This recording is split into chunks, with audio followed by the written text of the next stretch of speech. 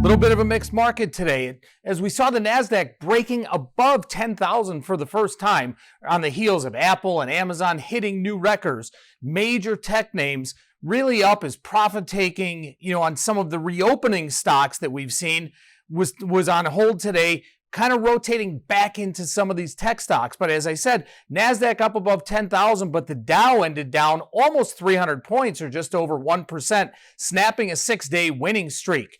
The S&P was down about 25 points, 0.7% or so today after yesterday clawing back to positive territory for 2020.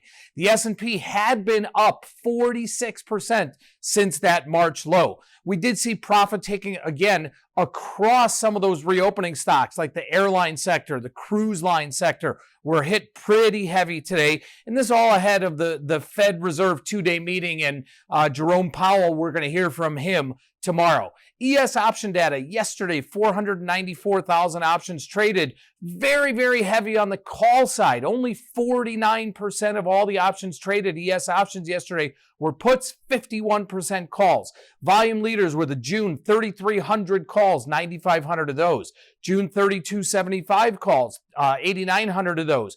June 32 and a quarter calls, 8,700 of those. And then the June 3,000 puts, 8,500 called. Volatility bumping up a little bit today. Expected move that ES options are pricing into Friday, about $62.